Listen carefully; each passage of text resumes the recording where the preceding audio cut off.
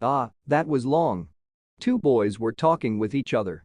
One said, "It only felt long because you guessed the answers for all the questions," and proceeded to stare blankly at the paper.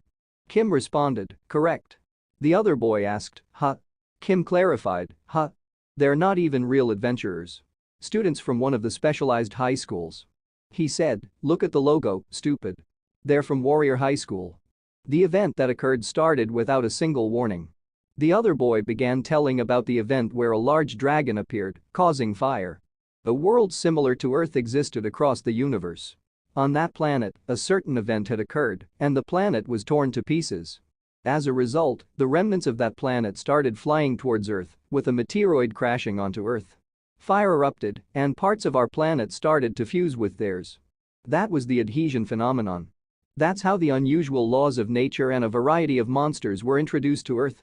With that, 17% of the Earth's area was affected, and humans lost control over the land. The danger zone eventually became known as dungeons.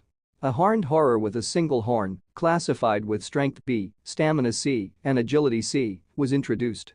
The number of horns increased with respect to the strength of the monster. There is a scene where a soldier is trying to attack the monster.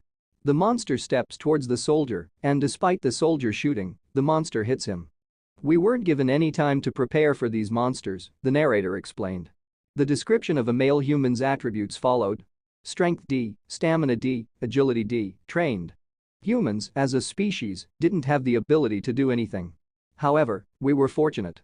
Disaster wasn't the only thing that came from the other world. The soldier came back and started fighting with the monster that came from the other world. The natural limits that humans, as a species, and the limitations to our potential caused by the natural law of Earth, we completely shattered," the narrator continued. The soldier's strength changed from B to A.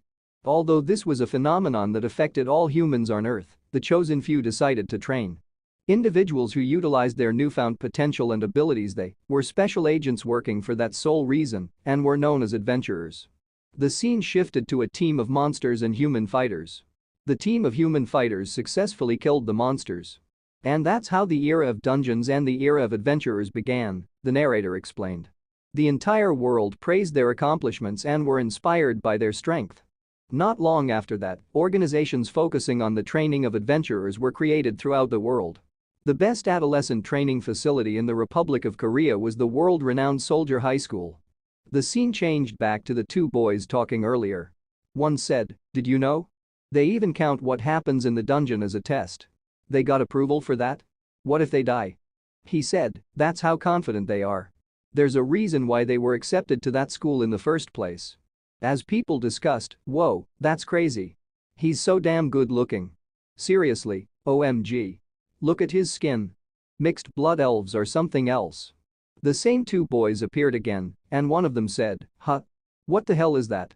The other responded, "You don't know? He frequently appears on TV too." Kim added, "D of Choi. His father is a famous adventurer, and his mother is an elf." The other boy remarked, "They say he's a genius. People claim that he'll enter the top rank of adventurers within 5 years of graduating." A boy appeared with the caption, "D of Choi, 17, Soldier High first year, returning from the dungeon 14 times." The crowd reacted with excitement. The same two boys appeared again. Kim said, "It's not like he's an idol. What the hell is wrong with people?" The other boy replied, "You aren't any better than them for getting angry at him." Kim, angered, responded, "What the hell did you say?" The conversation shifted when the other boys said, "Oh, yeah. Jaeryong, you're working today, right? I heard that Lee Yoonji went to a karaoke place with her friends." A passing boy remarked, "Yeah, sorry, hope you guys have fun, though." Kim insisted, "Come on, you're doing this even after exams are over? Just skip work and come with us." The passing boy agreed, "Yeah, fine. Well, I guess you have no choice. Good luck." He said, "Okay, see you next week." The boy discussing with Kim commented, "Be a little more sensitive, won't you? Think before you speak." Kim replied, "Oh, do you not know why Jaeryong is doing all of this?" Scene change. An old man is lying on a bed, touching his head, while a boy sits nearby. A message appears on a mobile phone. Web alert: you have not paid your hospital bills for May and June. XX Bank 000-222-3333, 00 Bank 00x5551111. Total amount, 302,521,200. Please pay the amount indicated above. Feel free to give us a call if necessary. Another boy receives a message on his mobile phone. Come in, we have work to do. Another boy waves his hand. A boy is seen going somewhere. Scene changed to two boys talking. Why?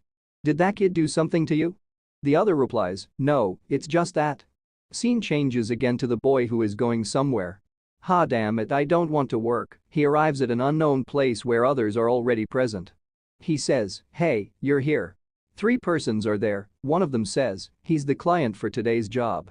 Im Joon, broker. The boy responds, nice to meet you. Another person exclaims, are you kidding me? I thought you'd assign your best worker. The other replies, he is our best, though. The person complains, I thought you'd assign your best worker. The other retorts, listen to me, you damn bitch.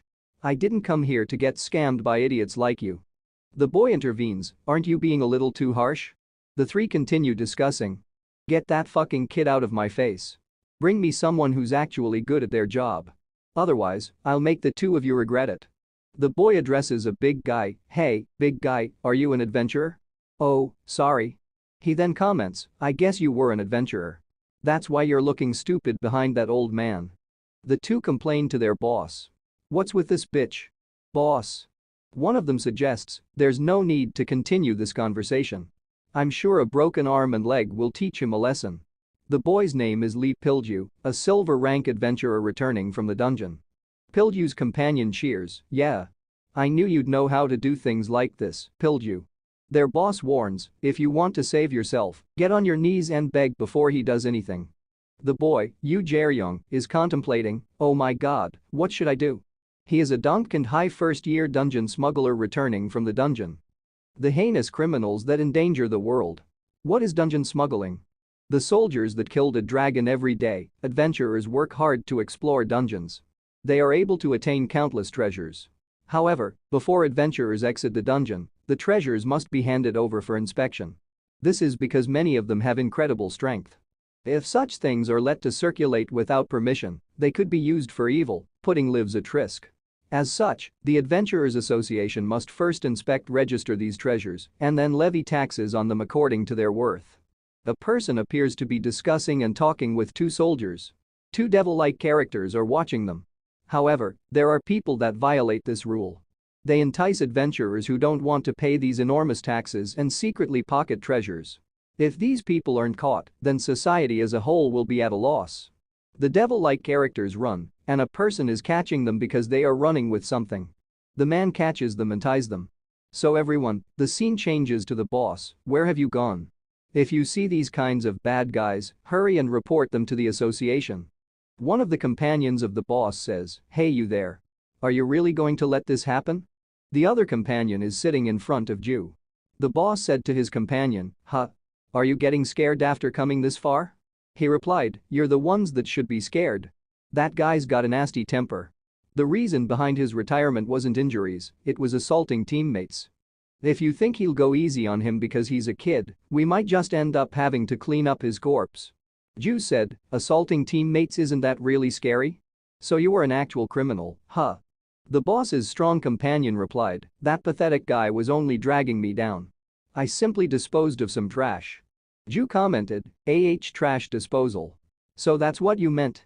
So you're well aware that you're trash, that's why you purposely caused trouble and lost your license, huh? While one of the boss's companions attacked Ju with a punch, he continued, I see assaulting a teammate would be, but attacking me out of nowhere is rude.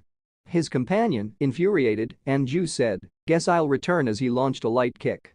The boss calmly watched, but the other companion uncomfortably observed. I told you I brought in the most skilled person I know, Ju said. That was a surprise. With the way you look, I thought you would be a little tougher. Lee Pilju was at a loss. He thought of this smuggling teen as a mere child. However, those reflexes and the force behind the kick launched at his chin had already reached the domain of a pro. The boss remarked, looks like he's starting to understand. This might not be a fight he's able to win. The companion added, look here. That kid's pretty good, but that was just a single kick. That bastard Pilju's always been. The boss concluded, yeah, well I can get a feel for him. Pilgyu tore his shirt, displaying a physique that suggested he was a formidable tank. The boss responded, "Hey, don't stare at me like that. I can read between the lines." Pilgyu retorted, "Whatever cheap tricks you decide to use, you're still a smuggler scum. I'll show you after the adhesion." People began to awaken abilities that exceeded their limitations. However, every person would have different builds and talents and, as expected, would awaken different latent abilities. Adventurers, of course, undertook training that matched their abilities and assigned roles to themselves. And one of them is the tanka position, in which you protect your teammates from the dangers of the dungeon. Their role is to face monsters head-on at the front line. The strength of their body, trained to its limits, allows them to shrug off bullets from personal weapons. And the top-tier tanks can even take the overwhelming firepower of missiles easily. They are precisely a protective barrier. This is a real adventure. Pilgyu struck the ground fiercely, causing an earthquake-like effect with soil flying. One companion reacted with surprise, while another exclaimed, "Eek," the boss inquired, "Are you alright?" Despite the chaos, the boss remarked, "Anyway, what a punk. Is he really going to wreck someone else's place of business like this?" Pilgyu launched another attack on Ju, who calmly responded, "What's wrong? Why aren't you pulling any cheap tricks like before?" Ju added, "Sorry, but I'm no fool. I have no intention of stepping into an obvious trap." Boss? His physical force is around the level of a decent truck. If you were to be hit, every bone in your body would be pulverized. Boss continued, "Hurry up and end it, Jaryong. You'll get your pay docked if there's any more damage." Ju muttered, "Damn, it looks like your boss hasn't gotten a grip on what's going on." Pilgyu confidently asserted, "I'll tell you this now. Your cheap tricks won't be able to pierce the techniques of a pro." Ju responded, "That doesn't sound too bad," and added, "This should be good enough." In light of their overwhelming durability, the public believes tanks to be unbeatable beings. Boss declared, "It's over." However, that is not the case. They have a clear weakness, a natural enemy, an entity that can focus a powerful, destructive force in a single point. For example, a damage dealer that is far more skilled than them. In the ongoing fight between Ju and Pilgyu, Ju wielded a pole. He hit and beat Pilgyu again. "Would have no issue destroying a protective barrier like that," boss remarked. Pilgyu, struggling, asked, Where did you learn to swing that?" Ju replied, "Where'd I learn this? What are you talking about?" He added, "I don't know what you're thinking, but you're mistaken." Another voice chimed in, "Well, he might not be. There's a chance he's seen him before." Ju revealed, "My father. When I was very young, my father was the greatest adventurer to me. It wasn't because he was my father. His name was Yu Seong. He was one of the first-generation heroes who could be called the first-ever adventurers. To those who haven't experienced it themselves, the history of the first generation is a great legend, but to the adventurers of that time, it was hell. More than anything, there wasn't enough information. What kind of place dungeons were, and what kind of monsters dwelled within. Monsters that are now considered easy to defeat were, to the adventurers of that age, an unknown calamity. It was a time when there weren't any skills to fight the monsters nor the items which are so common now. The fight between a person and a monster behind is filled with agonizing sounds. Uea. In such desperate conditions, first-generation adventurers went through trial and error, risking their lives. The survivors passed on experience and accomplishments to the next generation and were established as heroes. Dragon Slayer Yu Seong, a nickname given to the first person ever to hunt down a dragon and the person who was Asia's top-ranking adventurer. That person was also my father, and I respected and revered him more than anyone in the world. I believed him to be invincible. The cause was poison. During his explorations, father had come across a deadly poison. Like any other time, father tried to overcome it, but after decades of overworking himself, his body was already at its limit. The colleagues that father trusted his life with took advantage of father's vulnerability and took his fortunes and work. For years, he suffered both mentally and physically. The boy said, "Father." Years later, when the world was beginning to forget the Dragon Slayer Yu Seong, father lost his identity as a hero after losing everything and suffering from an incurable poison. All that was left in his stead was a forgotten adventurer. The boss said, "Well, that went smoothly." His companion said, "He lost Pilgyu to a young kid." Boss said, "Well, probably because he wasn't a good adventurer." Ju said, "Bragging about beating up his own colleagues, that's a telltale sign that he's weak." He added, "There are only two reasons why a good adventurer retires. Ju then said, their bodies broken to the point that they can't explore anymore or they die during an exploration. Ju continued, I don't know what the wage was, but if it's more than minimum wage, it'd be better to fire him. Anyone can act strong, you know? The boss remarked, that's a bit harsh. Trying to justify their actions, the boss added, please try to understand us a bit. Ah, and the pay for the work just now is doubled. The companion of the boss exclaimed, what kind of bullsh? The boss responded, you were the one to provoke us first, right? We don't do anything for free, you know? The companion reluctantly said, all right, I understand. The boss then addressed someone named Jaryong, saying, have you heard of the Emperor Wasp? Ju asked, have to fight that, do we? And added, that's a bit much. The Emperor Wasp, a monster whose degree of danger is considered the highest not just in Korea but all over the world. What was once Ukwido, where the Emperor Wasp had made its nest, became Korea's demon realm with the highest difficulty. The boss explained, even for a top-ranking adventurer, taking on one of them is difficult. Adding, those things are flying all over the place there, so for a smuggler level well, it's impossible. But for a white-rank adventurer? According to that man, there was a huge raid yesterday that wasn't publicized. The government's army and 7 white-rank adventurers made up an attack squad. Ju was surprised. 7 The boss continued, you can say most of Korea's all-stars. The media goes crazy when just 2 of them get together. They failed to accomplish their original goal of eradication, but it seems they succeeded at hunting down the queen bee. However, one of the 7 stole the royal jelly of the Emperor Wasp and ordered a subordinate within the attack squad to smuggle it out. Ju asked in disbelief, what jelly? The boss clarified, royal jelly. It's a nutritional supplement that the wasps feed to a newborn queen. Ju questioned, nutritional supplement, why would a white-rank adventurer hire a smuggler just for some nutritional supplement? The boss explained, there were a few occasions when an Emperor Wasp's royal jelly was brought into the world. From what I know, if a human eats it they can come back from the dead. All the pathways leading to the dungeons are strictly managed, this is what the Adventurers Association and the government have always claimed. Of course, that wasn't the truth. I always say this, but be careful not to die, got it?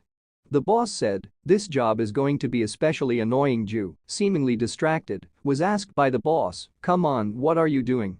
The boss was wondering why Ju wasn't paying attention to what he was saying. Is it because of that? The boss asked. The boss then mentioned a medicine so powerful it could even bring back the dead. He asked Ju, are you still hung up on that? Ju replied, there's no point though. He added, things like that are always blown out of proportion. Yeah, Ju continued, even if it's considered an antidote that's second to none, it wouldn't be able to cure my father's condition. He sighed, if there was something like that in the first place, my father would have never. His voice trailed off, leaving the sentence unfinished. The reality of his father's condition weighed heavily on him. The hope of a miracle cure, no matter how unlikely, was a thought he clung to. But deep down, he knew the truth: some things are beyond even the most powerful of medicines. Let go of his string of hope, the narrator began, setting the tone for the tale. After the cataclysmic event known as the Adhesion, dungeons sprouted across the earth like malignant growths. Among these, 2 stood out as the greatest within the confines of Korea. The first was Jeju-do, a dungeon that had fused with a volcanic mountain range, its fiery heart pulsating with untold dangers. The other was a dungeon that had melded with the Eiger jungle, once a verdant oasis in the heart of Seoul, now a treacherous labyrinth of death and despair. This former Borami, once a low-ranked dungeon, had evolved into a formidable adversary, now holding a rank of D+. With Yaoido at its epicenter, the dungeon had spread like a plague, consuming Meipo, Yongsan, and Yingdungpo in its wake. Most of it remained shrouded in mystery, its dark corners unexplored, claiming the lives of many adventurers who dared to venture into its depths. The boss, a grizzled veteran of countless battles, speculated about the fate of a subordinate who had managed to transport something to the meeting area, only to lose contact thereafter.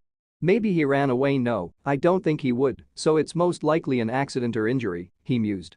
He then turned to Ju, his gaze stern yet understanding. He must have dealt with all kinds of shit to get out of there, he said, acknowledging the hardships the subordinate must have faced. He added, well, all you have to do is get on site and bring back what he had if you find it. Let me finish my thoughts, don't get distracted, and just focus on the job for now. Ju, his eyes reflecting a mix of determination and apprehension, asked, do you think I'd run away from you? The boss replied, no, you're not that stupid to do that. Just be really careful. Remember. The royal jelly of a sky wasp is precious.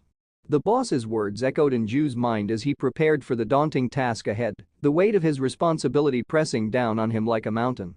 The story continues. Humans aren't the only ones who are willing to risk their lives to get it, the speaker declared. I'm sure the entire forest should be smelling like it too. Ju said, damn it, what the hell. I'm sure plenty of things are going to be attracted by its smell. Jin Saram, first year at Warrior High, she currently is facing the biggest problem of her entire life. It should have been an easy trip to the dungeon for her midterm. But instead, what she faced was a monster that never should have been there. What is that? The test was simple. Within the given time limit, collect as many coins that were placed within the dungeon as possible. Although it was a test used to simulate real combat situations, the test area was the lowest rank possible. It should have been easy. That's because it was considered a beginner's training ground. Even the monsters that happened to live there were weak and had low intelligence levels. She realized in that instant that all she had left was to hope for a miracle, and even then, she decided to fight back. Titan 8, Juvenile, Danger Rank. Behind the scene, a girl is fighting with a monster. No matter how many shots I take, piercing it is impossible.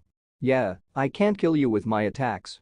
There's no need for you to dodge or block it. Just a little closer. Just let your guard down. Jin Saram, a magic ranger, imbued magic on her arrow tips. A skill called flame bombardment. The type of magic that can be imbued on the tip of an arrow was limitless. What she decided to choose as a last resort was an explosion at the greatest magnitude she could manage. It should have been enough to kill any monster with a danger rank of 3 stars. Of course, that's only if she can manage to land the shot. He dodged it. He jumped before I even shot the arrow. I can't do it again. What should I do? I need to run. Ju emerged, relentlessly striking the monstrous creature, while the girl observed in awe. I managed to land a solid blow on its chin, but Ju lamented, his efforts seemingly insufficient. Undeterred, he leaped onto the monster for a frontal assault. The impact of his forceful strike surprised the onlooking girl, who exclaimed, that's impossible, he's risking his life. Close your eyes. Ju commanded as he unleashed a blinding light from his tool. The girl complied, shutting her eyes to the intense radiance. Regretfully, Ju remarked, geez, I used them all up even though that was my last one. His tool, a stunning torch crafted from the scales of a flickering fish found in deep-sea dungeons, possessed an incredible incapacitation ability. Once beloved by many adventurers, its misuse led to a decline in abilities among users, resulting in a strict ban on its production and usage. Turning sternly to the girl, Ju declared, look here, if I've done this much for you, you ought to take responsibility for your own life. You only have a few seconds left. He emphasized the importance of adventurers being aware and proactive inside dungeons. No matter what happens, if an adventurer doesn't take notice and isn't antagonized, they won't help. The setting shifted, and the boss declared, frankly, it's because we're like cockroaches. He added, did you know? The bounty on smugglers is pretty sweet. The scene transitioned back to the boy and girl. If you mess around carelessly, you will just get stomped, warned the boy. Puzzled, the girl asked, huh? He suddenly disappeared? She continued, I'm sure he was right in front of me just now. Suddenly, the boy reappeared, exclaiming, you're so foolish. He struck the girl and put her down. Surprised, she questioned, hey, what are you doing? Attempting to express gratitude, she said, I wanted to thank you for saving me. The boy retorted, are you messing with me? Do I look like a fool to you? With his rod on her neck, the girl explained, that's not the only reason why I came. I'm well aware that you're a smuggler. That's why I want to offer you a job. I don't intend to overlook this a third time.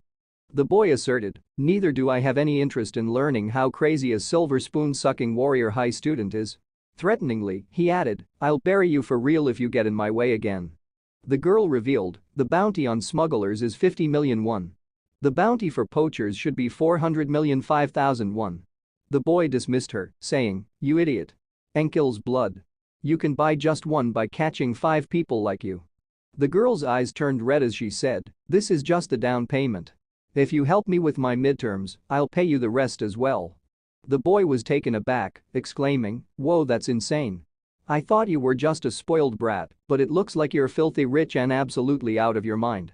The girl responded, what does it matter whether I'm crazy or not? Right now, what's important is that this could be an opportunity to change your life. The boy chuckled, saying, ha, I figured things would turn out like this. He admitted, alright, this was my bad. There really wasn't any reason to kill you, but. Confused, the girl asked, what are you talking about? Suddenly, the monstrous creature reappeared. The boy reminded her, I told you before, you only had a few seconds. I didn't hand it to you just so you could stare at it. He exclaimed. You remember that strike you dealt earlier? Do that again. Instructing her further, he said, cast it at the end of my staff and throw it back to me. The girl hesitated, confessing, wait. I don't have any magic power left. The boy insisted, well, you figure that out. I don't think I'll be able to take aggro for you bare-handed for very long. He continued, I barely have a quarter of my magic power left. I won't be able to do any damage to the monster with that amount of power. Instead, I'd rather just run away by myself while he's got that thing's attention. The girl, with a hint of madness, admitted, I really am crazy. Disappointed, the boy responded, I'm disappointed. This is hardly a quarter of what you launched before. Undeterred, the boy prepared to attack again. He shared wisdom, saying, well, I guess this much should be enough. The students of Warrior High have heard this more times than they can count. When fighting a monster, the most important thing is not brute force alone, but the sense for timing and accurately aiming your attacks. In other words, what adventurers must temper above anything. The boy once again attacked, landing a powerful blow on the monster.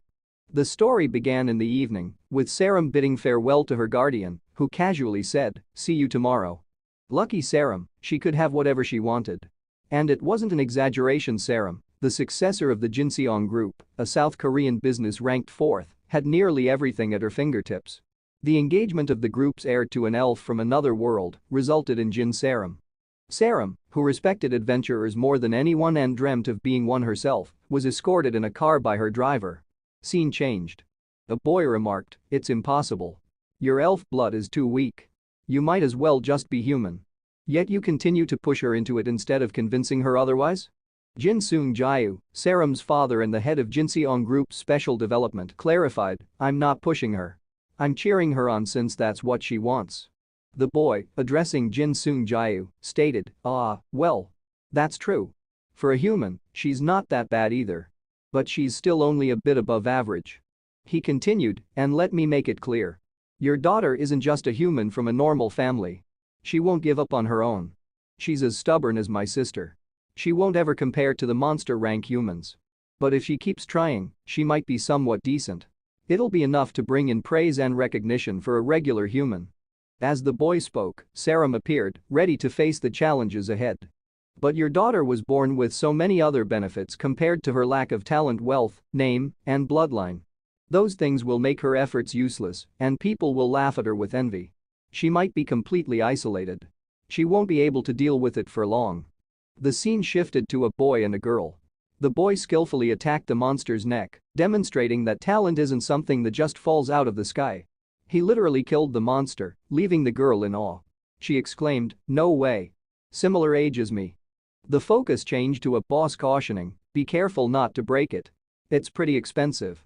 Ju, sitting in front of the boss, remarked, this is like 5001 if you go to Daiso. The boss explained, no, it stops facial recognition, changes your voice, there are more than 4 magic spells on it, buddy. Ju sighed. The scene shifted back to the boy and girl. The boy expressed, things aren't going so well today. He asked the girl, are you Sunbae from my school? The girl inquired, from my school. The boy clarified, Sunbae. He added, give me what you promised. Commenting on the situation, he muttered, ugh, rich kids. The boy then said to the girl, you need more money, right? The girl, understanding, replied, I understand. Even if you don't go to my school, the Adventurer Education Center's tuition is pretty high. The boy declared, maybe I could pay for I don't attend any place. Perplexed, the girl asked, huh? You're wrong.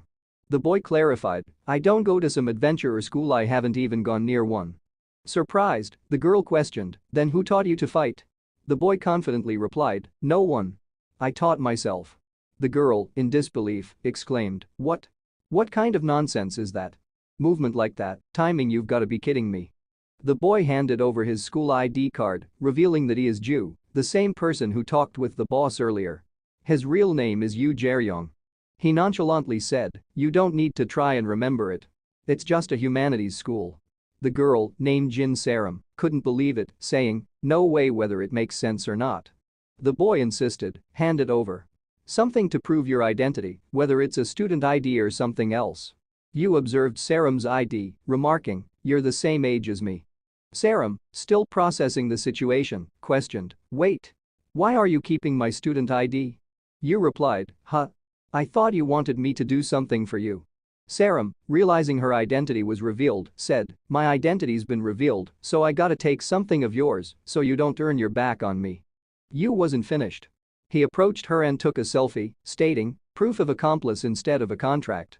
You know that a smuggler's accomplice receives the same punishment as a smuggler, right?" At that moment, Saram realized that she might have gotten involved with someone more dangerous than she thought, but it was too late and everything had already begun. Yu calmly stated, "Let's talk about the prices." He inquired, "Exactly what is it that you want me to do?" Saram explained, "Collect coins. Within the 6-hour limit, collect coins that have been placed in various locations throughout the testing center. That's the goal. I have to find a coin box in a certain location and prove that I'm a student." Saram continued, "I already got 1 coin, so I just need 1 more to pass. It's not that far away either." Yu, intrigued, asked, "What is it?" Saram revealed, "The old ruins of the Eugene Mall." Saram realized, "I see, huh? I see, it's not a coincidence that we met each other. What I'm looking for is also there. The Emperor Wasp." Yu clarified, "It's not the Emperor Wasp, but it's honey or something like that." The plot thickened as they discussed their respective goals and the challenges that lay ahead. Yu added, "Apparently, it has a strong smell and attracts monsters. That one was probably attracted by it too. It doesn't matter to me, but you said you have to go there too, right? Aren't there other locations with the coin?" Saram explained, "That's the only place with it now. The other parties should have taken all the rest." Yu, understanding the situation, noted, "Other parties? Ah, I see. I was wondering why she was on her own. Well, it's more convenient for me that way." Yu proposed, "Let's do this. Find your coin and leave safely. That's my mission."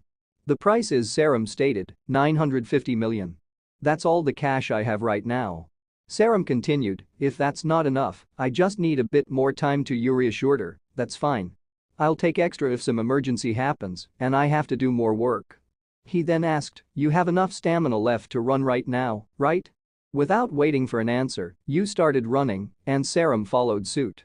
Yu demonstrated impressive speed, leaving Saram to think, "He's fast. Damn it, accepted the offer too fast. I should have asked for more." Saram, while running, called out to Yu, "Hey. Can I ask you something?" Yu responded as they ran, "Ask." Saram queried, "Do you really teach yourself?" Yu clarified, "Not entirely."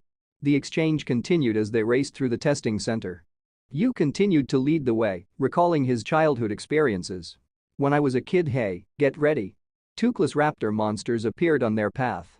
Jaeryong, who had never received official adventurer training, relied on his life experiences. However, he had one exception. When he was young, he observed his father's movements, learning 3 specific techniques. The first one, needle, involved using speed, power, and weight to stab the opponent's vital point. It was a move that even top-ranking adventurers struggled to master, but Jaeryong had perfected it. Saram found it weird, noting that class raptors usually appeared in groups of at least 5. Yu explained, "It just means that it's not only you who took losses because of the royal jelly. There are probably all kinds of monsters nearby." Yu suggested taking a quick break before continuing, and Saram took the opportunity to ask about Yu's training. Saram questioned if he received personal training when he was younger. Yu responded that he merely watched someone train, being sneaky and observing a few moves. Saram, seemingly out of nowhere, stated, "I don't like you." Yu questioned the sudden declaration, asking if she was giving him the drink she handed him because of that sentiment. Saram instructed him to drink it, suggesting that he might not be in his original condition. Yu, unbothered, said he could sell it later. Saram was surprised at Yu's nonchalant attitude, stating, "Don't you know how much that is?" Yu acknowledged its value, but mentioned that he could sell it on the black market for a hefty amount, approximately 1,000,000 won. Saram found Yu weird and couldn't understand his actions. Yu, ready to continue their journey, summarized their goal: to take what they need and leave. He emphasized following his orders, as his specialty was surviving. Saram, despite her weird sensation, agreed, and they set off. As they reached their destination, Sarum was perplexed by the strange sight before them. You admitted, not sure. I've never seen anything like this before either. Their adventure continued into the unknown. Humans are organisms that are much braver than they think.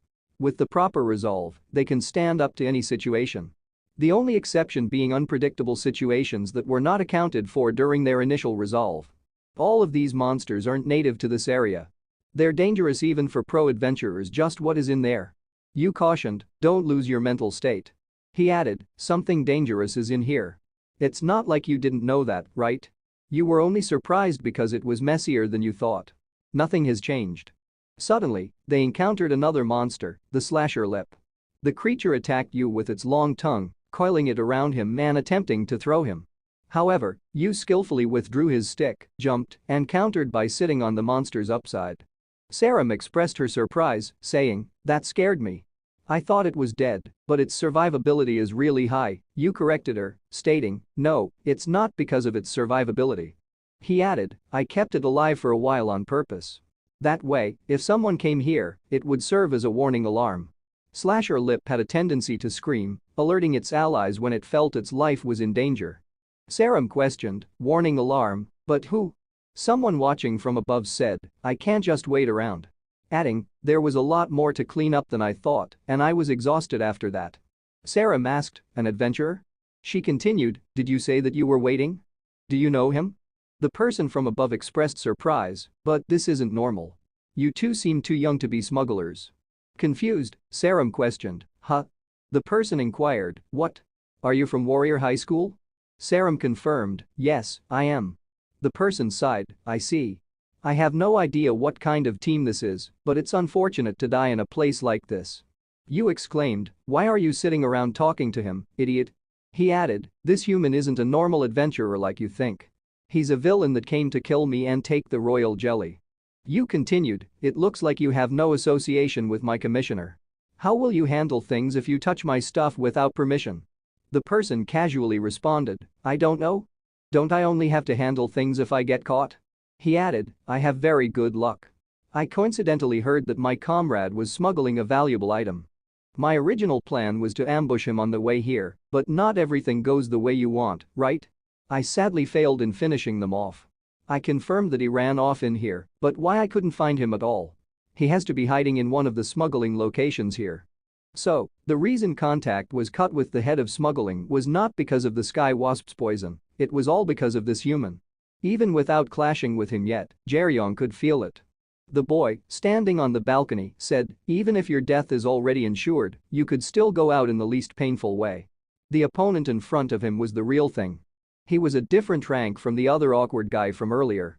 You instructed, find the coins and leave while I buy time, as soon as possible. Thanks to that human, there shouldn't be many threats inside of here.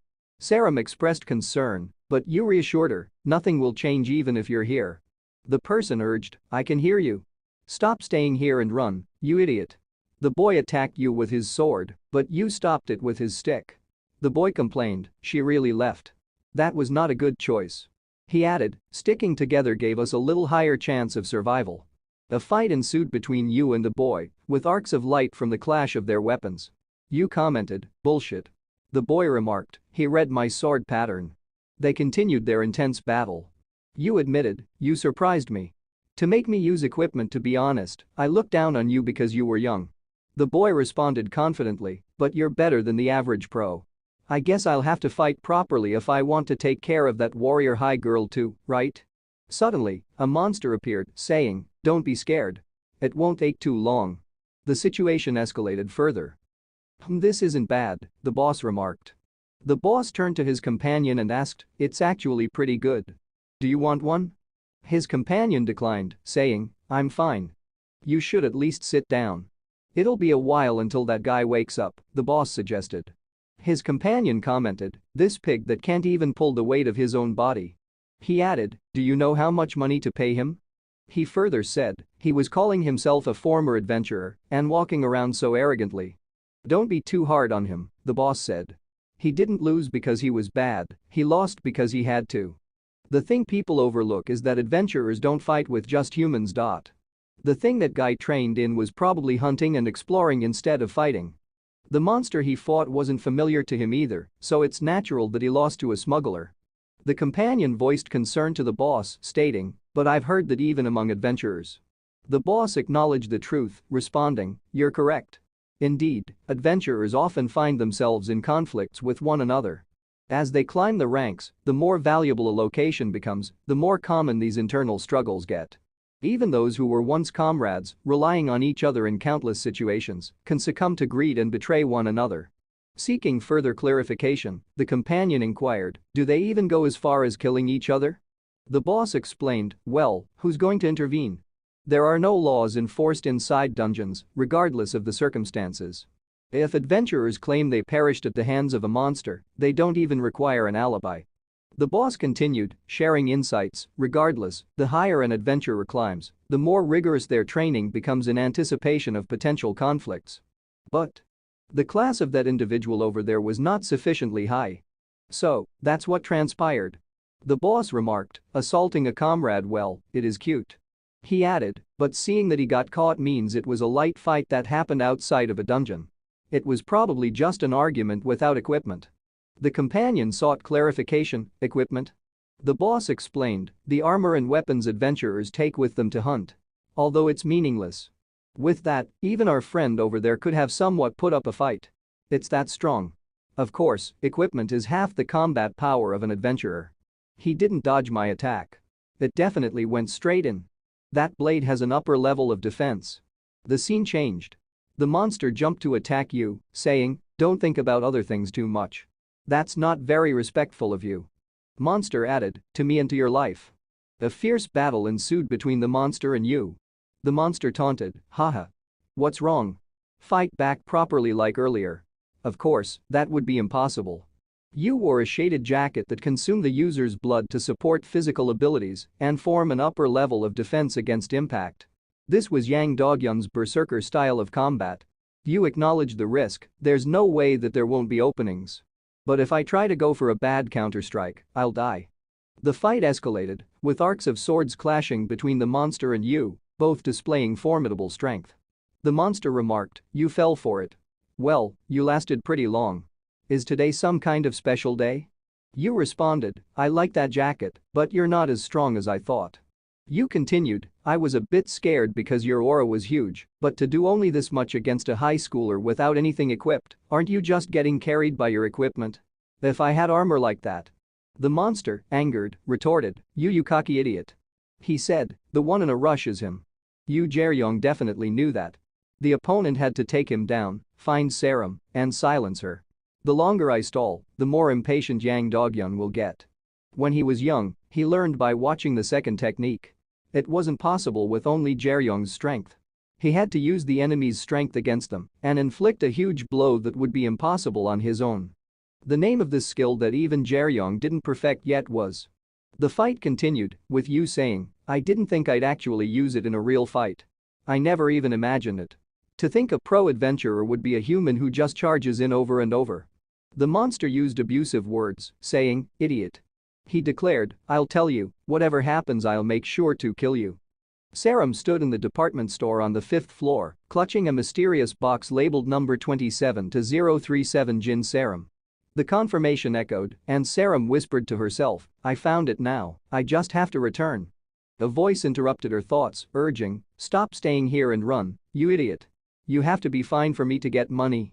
"Nothing will change even if I leave," Serum murmured, trying to convince herself. She pondered, he wouldn't have fought if he didn't know of a way to escape. So, she contemplated her next move. Meanwhile, the scene shifted to a confrontation between two boys. One had a tight grip on the collar of the other, who apologized, saying, "Sorry Dogyun. I won't be cheeky in front of you ever again." The narrative delved into the past of the second boy. "I was a genius from when I was young. I knew that everything was easy. Talent obviously brought recognition from adults and dominance over my peers. Back then, there was only one thing I couldn't achieve." The story touched upon the challenges of Warrior High, emphasizing connections and money over pure talent. The protagonist reflected, "Yeah, that might be the answer. If it was based on pure talent and skill, there was no way I'd fall behind." The focus shifted to the exceptional student, Yang Dogyun, who excelled in the final test. The report revealed his accumulated score, placing him in first position. The narrative highlighted his distinction from the majority of average kids, making him a selected genius in the minority. As the graduation concluded, it was acknowledged that students like Yang Doghyun would become rankers. The story ended with a mention of Yang Doghyun, leaving the readers intrigued about his future. The air was filled with a mix of accomplishment and tension as the Sir addressed Yang Doghyun with a congratulatory tone, recognizing him as the valedictorian. "Congratulations on being valedictorian. You will definitely be a great adventurer," the Sir declared, acknowledging Doghyun's potential for a remarkable future. However, the Sir's tone shifted as he added a cautionary note, warning Doghyun not to become conceited and to keep moving forward. Despite the words of encouragement, there lingered an undercurrent of resentment from the Sir.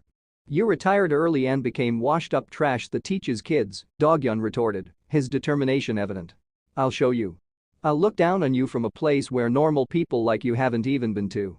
The words carried a sense of defiance and determination as Doghyun vowed to prove his worth beyond the confines of conventional expectations. The scene shifted to two boys standing before a lifeless monster, blood staining the head of one. "Seriously? I rushed here because you claimed it was a dangerous situation, but is this all? Just what happened? A monster wiped out my entire party alone." A familiar stare. It was the same gaze I used on others. Then, it dawned on me. The scene changed again. The Sir remarked, "You are." The words from the old man weren't advice, the Sir explained. "Great adventure." They were words of comfort. It wasn't about being a chosen one. It was about being someone the average people look up to, just a little better. The setting shifted to you and the monster. "This jacket was crafted entirely from a live vampire," the monster disclosed. "That guy allowed it. He said I could take all the blood flowing in his heart into mine as the price for murdering you." You responded, "Are you sure about that? I don't know, but it sounds pretty danger." You continued, "Ouse." His speed didn't increase significantly. A battle ensued between the monster and you, blood marking Yu's face. "You somehow blocked it," the monster observed. "Great reaction speed. Amazing talent. Why are you a smuggler?" You queried, "What?" You questioned, "Why are you suddenly complimenting me? It's not your business." The monster remarked, "Is that so? Whatever it is, thank you." The monster expressed gratitude, "Thanks to you, I can stomp on a talented person." You acknowledged, "All right. My body is moving without any problems." The monster laughed, "Ha ha ha ha. Incredible, very incredible, show me more." He won't be able to maintain that forever. If he uses his blood as fuel, he will definitely reach a limit. If I bait him into consuming a lot of blood and use a needle. The monster conceded, "I know that already." You stated, "Too late." You remarked, "You really don't listen to me." You sarcastically commented, "So touching." "Do you think he's dead?"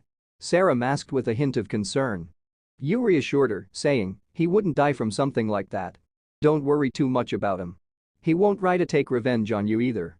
If he does, his career and image might take a hit." You added confidently, "I'm sure that should be good enough." Sarah, puzzled, questioned, "Good enough?" You, with a playful smirk, reminded her, "Did you already forget? I saved your life, so you owe me. Technically, it would be twice, right? Once in the beginning and the second time when you decided to follow me. I'll be generous, let's call it even." Sarah, slightly irritated, retorted, "Does it hurt to just say thanks?" As they reached a place with fire and a sweet smell, they discovered a scene of injury and blood. You nonchalantly remarked, "What are you surprised by? I told you. Didn't you follow me to see something special?" The duo stood amidst the unfolding drama, where the echoes of gratitude and debts intertwined with the mysteries they sought in the ever-evolving world of adventure. You opened the box of soldier, saying, "All right, why don't we take a look?" The scent was beyond anything I've experienced before. A sweet and endearing smell so potent that it makes you forget what you were thinking about. Examining the contents, you noted, "If it's exposed like this, that's why all the monsters are attracted to it. Does this sack have royal jelly inside too?" Concerned about the potential dangers, you suggested, "I think we should leave immediately. I have a feeling that something might creep up on us if we stay." Sarah, catching on, responded, "Huh? Oh, okay. Department store, first floor." As they prepared to depart, a voice echoed, "He's gone." Another person exclaimed, "Just you wait. You bastards, I remember both of you. I'll do whatever I can to kill you." The same boy who had fought them before declared, "I'll make sure you regret what you did today." Suddenly, another monster appeared, jumping on the boy and attacking him, while Yu and Sarum watched in shock. Fear etched on their faces, Yu said, "Let's go through the back door." Sarum agreed, "Yeah." They hurried outside, and Yu sighed in relief, saying, "Phew. This should be safe enough, right?" Concerned for Sarum's test, Yu inquired, "What about your test?" Sarum reassured, "Yeah. I have enough time." Yu smiled, concluding, "Well, then it was nice meeting you." The unexpected adventure had forged a bond between Yu and Sarum, leaving them with a shared experience and a tale of survival in the face of unforeseen challenges. Sarum's eyes widened with surprise, and Yu broke the moment with a grin, saying, "Although plenty happened, we're both done with what we were here for." They shook hands, and Yu added a reminder, "Remember? Total secrecy, and make sure you pay up. And be careful if you don't want to meet me again." Sarum hesitated but asked, Is it okay if we see each other again?" Yu, with a mysterious demeanor, responded, "Don't ask." As the scene shifted, Yu found herself in the presence of her boss, who acknowledged, "Seems like you had some fun." Yu retorted, "Don't ask." The boss examined the contents of the box, remarking, "It would have been insane if this was released to the public. You'd easily be able to buy a couple of buildings. Good work. I'll send you the money sometime tomorrow." Concerned about Yu's well-being, the boss asked, "Hey Yu Jaeryong. Are you okay? Is it because of that adventurer? The one that died while fighting you?" Yu clarified, "He didn't die while fighting me. It shouldn't be a situation where I feel remorse." The boss pressed further, "Is there something else that happened while you were there?" Yu evaded the question, stating, "Nothing. Forget about that. Can I take those?" She pointed at the items in the box, excluding the mysterious object. The boss explained, "Sure. All other items excluding the object in question are for the smuggler's taking. That's the rule." Curious about the potential recipient of the mysterious item, Yu pondered, "I wonder who's the kid that's going to eat that." The boss revealed the item's extraordinary effects. It can bring back the dead. However, it has another more appealing effect than bringing the dead back. It has the effect of increasing an individual's limit of talent. Yu questioned the legitimacy of such claims, asking, "It can do something like that?" The boss affirmed, "It's not a very well-known fact, but it's true. Since the effects only work on people that haven't reached adulthood yet, they wouldn't give it to anyone without hope.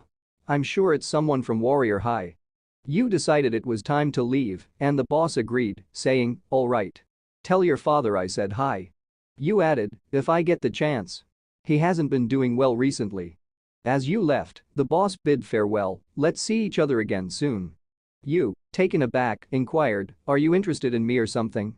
Sarum, however, interrupted, "I'm not joking. There's an entrance exam in the winter.